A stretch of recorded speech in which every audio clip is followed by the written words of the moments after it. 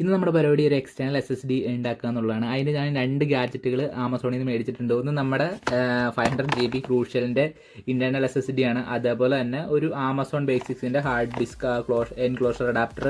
നിങ്ങൾ ചിലരെങ്കിലും കണ്ടിട്ടുണ്ടാവും, അതായത് ചീപ്പസ്റ്റ് എക്സ്റ്റേണൽ SSD മേക്കിംഗ് എന്നൊക്കെ പറഞ്ഞിട്ടുള്ള വീഡിയോസ് യൂട്യൂബിനകത്ത് കുറേ കിടക്കുന്നുണ്ട്. എത്രത്തോളം ഞാനും അത് ഒന്ന് ട്രൈ ചെയ്യാൻ വേണ്ടി തന്നെയാണ് ഈ പരിപാടി ചെയ്യുന്നത്. അതുപോലെ തന്നെ എനിക്ക് യൂസ് ആകുന്ന ഒരു പ്രൊഡക്റ്റാണിത്, ഭയങ്കരമായിട്ട് യൂസ് ആകുന്ന. അതായത് എനിക്ക് ഫോണിനകത്ത് യൂസ് ചെയ്യണം, അതുപോലെ എനിക്ക് എൻ്റെ ലാപ്പിനകത്ത് യൂസ് ചെയ്യണം. അപ്പോൾ അങ്ങനത്തെ പരിപാടികളൊക്കെ നടക്കുന്നതിനും കൂടെ വേണ്ടിയിട്ടാണ്, ഒരു എക്സ്പെരിമെൻ്റ് എന്നുള്ള ഉപരി എനിക്ക് പ്രാക്ടിക്കൽ ആയിട്ട് ഇത് യൂസ് ചെയ്യാൻ വേണ്ടിയിട്ടാണ് ഞാനത് മേടിച്ചത്. അപ്പം നമുക്ക് ഇങ്ങനൊരു എൻക്ലോഷർ അഡാപ്റ്റർ ഉണ്ടെന്നുണ്ടെങ്കിൽ, ഹാർഡ് ഡിസ്ക് ഉണ്ടെന്നുണ്ടെങ്കിൽ, നിങ്ങളുടെ കയ്യിൽ ഇപ്പോൾ ഇൻറ്റേർണൽ SSD ഇപ്പോൾ വീട്ടിൽ പഴയതിരിക്കുന്നുണ്ട്, ഒരു 200 GB നമ്മുടെ സിസ്റ്റമൊക്കെ അടിച്ചു പോവുക, അങ്ങനെയൊക്കെ പോയിട്ട് നിങ്ങൾ SSD വെറുതെ കിടക്കണ്ടോ അതിൻ്റെ അകത്ത്. അപ്പം നിങ്ങൾക്ക് ഇങ്ങനെ ഒരു എൻക്ലോഷർ അഡാപ്റ്റർ ഉണ്ടെന്നുണ്ടെങ്കിൽ അത് നിങ്ങൾക്ക് യൂസ്ഫുൾ ആക്കി എടുക്കാൻ പറ്റും. നിങ്ങൾക്കത് ഫോണിനകത്ത് യൂസ് ചെയ്യാം, അതേപോലെ തന്നെ വേറെ നിങ്ങളുടെ സിസ്റ്റം അഡീഷണൽ ലാപ്ടോപ്പ് കാര്യങ്ങളുണ്ടെങ്കിൽ അതുമ്പോൾ യൂസ് ചെയ്യാം. അങ്ങനെ നിങ്ങൾക്ക് ബെനിഫിറ്റ് ഭയങ്കരമായിട്ട് യൂസ്ഫുൾ ആകുന്ന ഒരു പ്രൊഡക്റ്റാണ് ഈ അഡാപ്റ്റർ എന്ന് പറയുന്നത്. പിന്നെ നിങ്ങൾ ഇപ്പോൾ ഇതിൻ്റെ ഒരു എക്സ്റ്റേണൽ SSD 500 GB ഒക്കെ നമ്മളിപ്പോൾ മേടിക്കാൻ പോവുകയാണെന്നുണ്ടെങ്കിൽ, അങ്ങനെ തന്നെ മേടിക്കാൻ പോവുകയാണെന്നുണ്ടെങ്കിൽ എനിക്ക് തോന്നുന്നു ഇത് വെച്ച് കമ്പയർ ചെയ്യാൻ നേരത്ത് വില കുറച്ച് കൂടുതലായിരിക്കാനാണ് ചാൻസ് കൂടുതൽ. ഇത് ഞാൻ ആമസോൺ ഗ്രേറ്റ് ഇന്ത്യൻ ഫെസ്റ്റിവൽ ആ ഒരു സമയത്തൊക്കെ എന്ന് പറഞ്ഞു കഴിഞ്ഞാൽ ഇതിൻ്റെ വില ക്രൂഷ്യൽ 500 GB ഇൻറ്റേർണൽ SSDs അതിൻ്റെ വിലയൊക്കെ നന്നായിട്ട് കുറയും. അതുപോലെ തന്നെ ആ സമയത്ത് നമ്മളിത് എടുത്തു കഴിഞ്ഞാൽ നമുക്ക് സത്യം പറഞ്ഞു കഴിഞ്ഞാൽ നമ്മൾ ഈ യൂട്യൂബിനകത്ത് കാണുന്ന മറ്റ് പല വീഡിയോ പോലെ ഇത് ചീപ്പായിട്ട് നമുക്കൊരു എക്സ്റ്റേണൽ SSD മേടിക്കാൻ അല്ലെങ്കിൽ ഉണ്ടാക്കാൻ പറ്റും എന്നുള്ളത് സത്യം തന്നെയാണ്, അത് കള്ളമൊന്നുമല്ല. അപ്പം ഞാൻ ഇങ്ങനെ ഒരു സെയിലിനകത്താണ് മേടിച്ചത്. എനിക്ക് കമ്പയർ ചെയ്യാൻ നേരത്ത് മറ്റതിനേക്കാളും, പൈസ വെച്ച് നമ്മൾ കമ്പയർ ചെയ്യുന്ന നേരത്ത് മറ്റേതിനേക്കാളും ഇത് ലാഭമാണ് പൈസ കമ്പയർ ചെയ്യുന്നത്. പക്ഷേ ഇതിന് അതിൻ്റേതായ ഡ്രോബാക്ക് ഉണ്ട്. സ്പീഡോ കാര്യങ്ങളോ അതൊന്നുമല്ല ഞാൻ ഉദ്ദേശിച്ചത്. യെസ്, ഓഫ് കോഴ്സ് ചെറിയ സ്പീഡ് വ്യത്യാസമൊക്കെ ഉണ്ടാവും.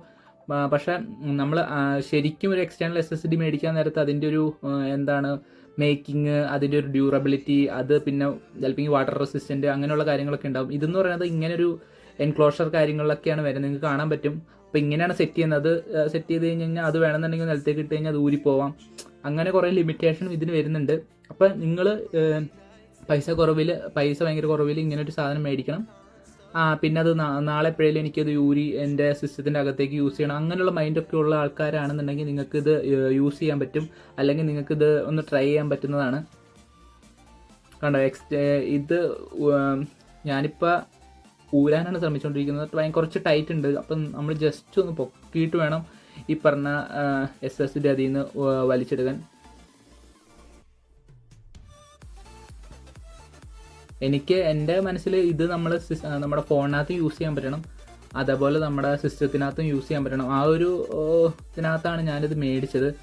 അപ്പം അതിൻ്റെ സെറ്റിങ്സ് കാര്യങ്ങൾ, അതായത് ഇത് ലാപ്ടോപ്പിനകത്ത് ഇട്ടിട്ട് നമ്മൾ അതിൻ്റെ സെറ്റിങ്സ് എന്താണ്, ഏത് പാർട്ടീഷനാണ് ചെയ്യേണ്ടത്, അല്ലെങ്കിൽ ഏത് ഫയൽ സിസ്റ്റമാണ് നമ്മൾ സെറ്റ് ചെയ്യേണ്ടതെന്നൊക്കെ ഉള്ള കാര്യങ്ങൾ ഞാൻ ഈ ഒരു വീഡിയോ തന്നെ ചേർക്കുന്നുണ്ട്. നിങ്ങൾ ആരെങ്കിലും ട്രൈ ചെയ്യുകയാണെങ്കിൽ നിങ്ങൾക്കത് ഉപകാരപ്പെടട്ടെ എന്ന് വിചാരിച്ചിട്ടാണ്. അപ്പോൾ ഇതിനകത്ത് നിങ്ങൾക്ക് കാണാൻ പറ്റും, ഇതിനകത്ത് നമ്മുടെ ഫയൽ സിസ്റ്റം ഇതാണ് എക്സ്റ്റേണൽ. അതിനെ ഞാൻ ഫോർമാറ്റ് ക്ലിക്ക് ചെയ്യുന്നുണ്ട്. ഫോർമാറ്റ് ക്ലിക്ക് ചെയ്യാൻ നേരത്ത് ഞാൻ EXFAT ആണ് ഫയൽ സിസ്റ്റം സെലക്ട് ചെയ്യുന്നത്. Format EXFAT. ആ EXFAT ഇട്ട് കഴിഞ്ഞാലാണ് നിങ്ങളുടെ മൊബൈലിനകത്ത് ഇത് എടുക്കത്തുള്ളൂ. അപ്പോൾ നിങ്ങളതൊന്ന് ശ്രദ്ധിക്കുക. അപ്പോൾ അങ്ങനെ ഇട്ടിട്ട് നിങ്ങൾ ജസ്റ്റ് ഒന്ന് ഫോർമാറ്റ് ചെയ്യുക സിസ്റ്റത്തിനകത്ത്, ലാപ്പിനകത്തൊക്കെ ഇട്ടിട്ട്. അപ്പോൾ ഈ ഒരു എൻക്ലോഷറിൻ്റെ കൂടെ ഒരു Type-C കേബിളും വരുന്നുണ്ട്. അപ്പോൾ നിങ്ങൾക്കത് നിങ്ങളുടെ ലാപ്പിനകത്തേക്കും മറ്റു സിസ്റ്റത്തിനകത്തേക്ക് കണക്ട് ചെയ്യാൻ വേണ്ടി എളുപ്പമായിരിക്കും. അപ്പോൾ മൊബൈലിനകത്തൊക്കെ കണക്ട് ചെയ്യണമെന്നുണ്ടെങ്കിൽ ഒരു Type-C കേബിൾ, നല്ല അത്യാവശ്യം സ്പീഡുള്ള ഒരു കേബിൾ അറ്റാച്ച് ചെയ്യുക. അപ്പോൾ OTG ഒക്കെ യൂസ് ചെയ്ത് കഴിഞ്ഞാൽ വലിയ സ്പീഡ് ഉണ്ടാവില്ല.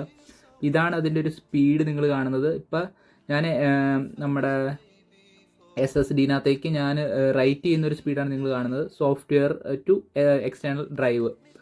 അപ്പോൾ ഈ ഒരു സ്പീഡാണ് കിട്ടുന്നത്, നമ്മൾ റൈറ്റ് ചെയ്യുന്ന സ്പീഡാണ്. ഇത് റീഡ് ചെയ്യുന്നതാണ് എക്സ്റ്റേണൽ SSDന്ന് ഞാൻ എൻ്റെ വേറൊരു ഡ്രൈവിനകത്തേക്ക് റീഡ് ചെയ്യുന്ന സ്പീഡാണ് നിങ്ങൾ കാണുന്നത്. ജസ്റ്റ് നിങ്ങൾക്ക് അറിയാൻ വേണ്ടി എത്രത്തോളം ആണ് ഇതിൻ്റെ ഒരു സ്പീഡ് കാര്യങ്ങളെന്ന് അറിയാൻ വേണ്ടിയിട്ടാണ് അങ്ങനെ കാണിക്കുന്നത്. ഇപ്പോൾ നിങ്ങൾ കാണുന്നത് നമ്മുടെ ഫോണിനകത്തേക്ക് കണക്ട് ചെയ്യാൻ പോകണം. ഒരു OTG വെച്ചിട്ടാണ് ഞാൻ കണക്ട് ചെയ്യുന്നത്. അപ്പോൾ ഇത് എടുക്കുന്നുണ്ട് ഫോണിനകത്ത്. നമുക്ക് കോപ്പിയൊക്കെ ചെയ്യാൻ പറ്റുന്നുണ്ട്, പക്ഷേ സ്പീഡ് കുറവാണ്. ഞാൻ OTG ഒക്കെ വെച്ചിട്ട് കണക്ട് ചെയ്തുകൊണ്ടായിരിക്കാം. അപ്പോൾ ഒരു Type-C to Type-C നല്ല ക്വാളിറ്റിയുള്ള കേബിൾ യൂസ് ചെയ്ത് കഴിഞ്ഞാൽ നിങ്ങൾക്ക് ആ പ്രശ്നം പരിഹരിക്കപ്പെടും എന്നാണ് ഞാൻ വിശ്വസിക്കുന്നത്. അപ്പോൾ ഇതിൻ്റെ ലിങ്ക് കാര്യങ്ങളൊക്കെ എൻ്റെ ബയോനകത്ത് കൊടുത്തിട്ടുണ്ട്. അപ്പോൾ ഏതെങ്കിലും ഗ്രേറ്റ് ഇന്ത്യൻ സെയിൽ അങ്ങനെയുള്ള സെയിലുകളൊക്കെ വരാൻ നേരത്ത് നിങ്ങൾക്ക് അത്യാവശ്യം പൈസ കുറവിനകത്ത് മേടിക്കാൻ പറ്റും, ഇത് ട്രൈ ചെയ്യാൻ പറ്റും, ഒരിക്കലും നഷ്ടമൊന്നുമല്ല. അപ്പോൾ ഇതുപോലത്തെ വീഡിയോയ്ക്ക് വേണ്ടിയിട്ട് സബ്സ്ക്രൈബ് ചെയ്യുക. നെക്സ്റ്റ് വീഡിയോ കാണാം. Bye bye.